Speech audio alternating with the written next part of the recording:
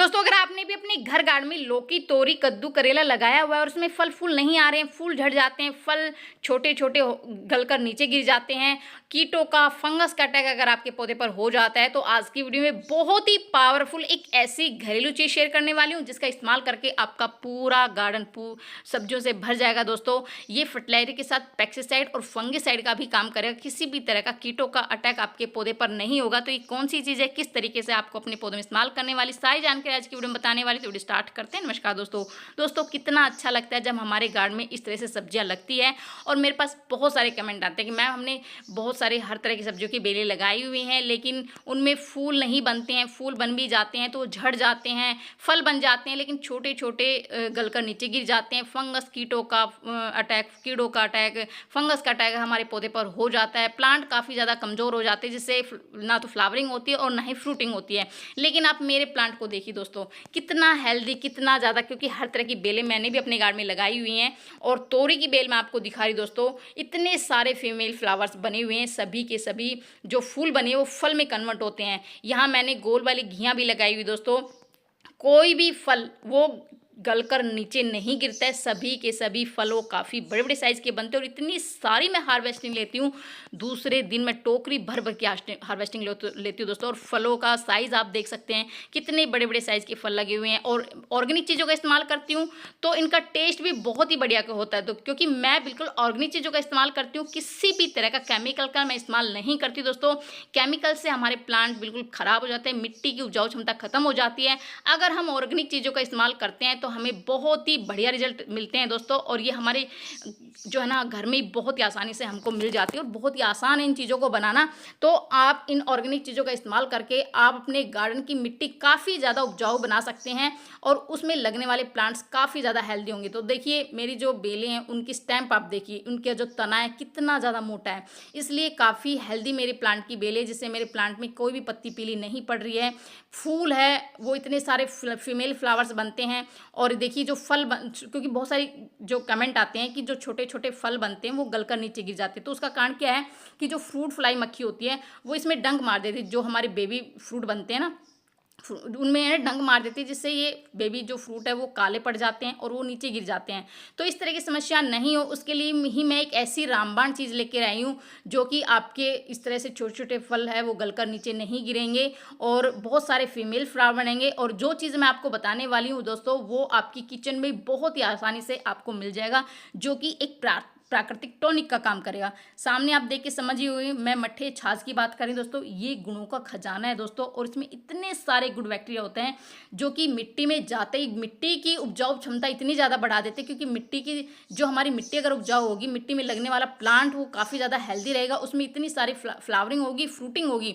तो अगर हम इन चीज़ों का इस्तेमाल करते हैं दोस्तों, और ये जो छाछ है ये आपके किचन में बहुत ही आसानी से मिल जाएगी। और जैसे बची हुई छाछ को मैं कभी नहीं फेंकती, मैं अपने पौधों में इस्तेमाल करती हूँ, जिससे मेरा पूरे गार्डन में बहुत ही बेहतरीन रिजल्ट मुझे मिलता है। मैं हर तरह की मैंने सब्जियां लगा रखी है और बहुत सारी फ्रूटिंग फ्लावरिंग मेरे गार्डन में होती है दोस्तों। तो आपको आधा लीटर छाछ लेनी है। और छाछ में क्या होता है कि भरपूर मात्रा में नाइट्रोजन, फास्फोरस, पोटेशियम, कैल्शियम, इसके अलावा बहुत सारे माइक्रोन्यूट्रिशन होते हैं जो कि आपके प्लांट की अच्छी ग्रोथ के लिए, अधिक फ्रूटिंग के लिए बहुत ही ज़रूरी है। तो छाछ को हमें क्या करना है, हमें रखना है इसको फर्मेंट करने के लिए। और आप इसको जितने ज़्यादा दिन रखेंगे उतना ही ये बढ़िया एक पेस्टिसाइड और फंगिसाइड बनकर तैयार होगा।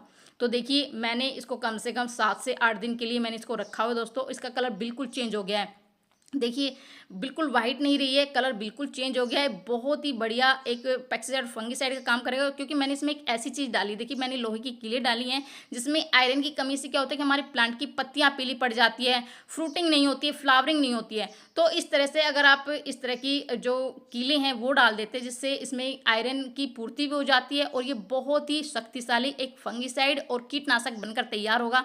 और इसमें मैं एक चीज़ और मिलाने वाली हूँ, जो कि वो भी आपको अपने आस पड़ोस में या कहीं से आप, जैसे ये है दोस्तों राख, ये मैंने कंडे की राख ली है, उपले की जो राख होती है वो ली है। आप लकड़ी की राख का भी इस्तेमाल कर सकते हैं।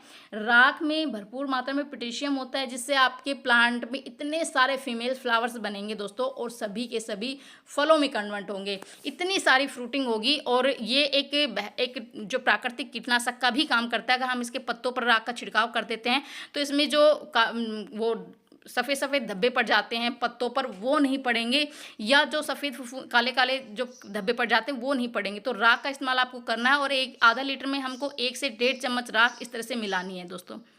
बहुत ही बढ़िया एक फर्टिलाइजर, पेस्टिसाइड और फंगिसाइड का काम करेगा दोस्तों। इससे इतनी सारी बढ़िया रिजल्ट आपको अपने पौधों पर देखने मिलेंगे अगर इसका इस्तेमाल आप अपने गार्डन में कर लेते हैं दोस्तों।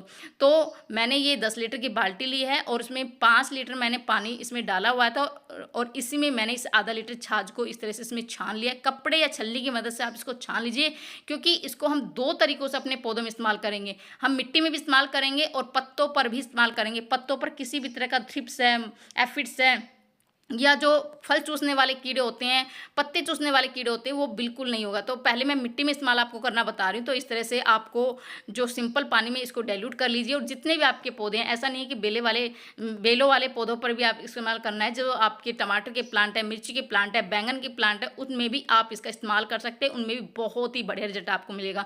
दूसरा, आप इसका स्प्रे भी कर सकते हैं। और दोस्तों, इससे स्प्रे क्या होगा, जितने भी आपके जो बेले हैं उनके पत्तों पर आप स्प्रे कीजिए। इससे क्या होता है कि जो काले कीड़े पड़ जाते हैं पत्तों, काले धब्बे पड़ जाते हैं पत्तों पर, सफ़ेद जो फफूंद लग जाती है पत्तों पर, वो समस्या आपके पौधे पर नहीं होगी।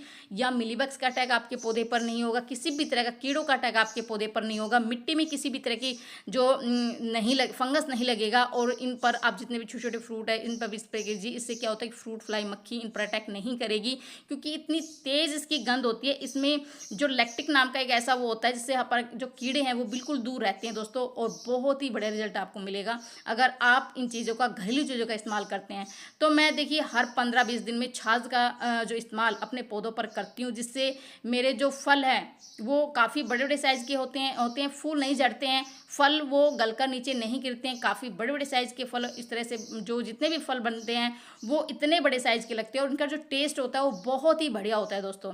तो मैं तो अपने जिस आसपास के लोगों को भी यही बताती हूँ, जो मेरे से पूछते हैं कि आप क्या डालते हो जिससे आपको इतनी सारी फ्रूटिंग होती है, इतनी सारी सब्जी आपके गार्डन में लगती है।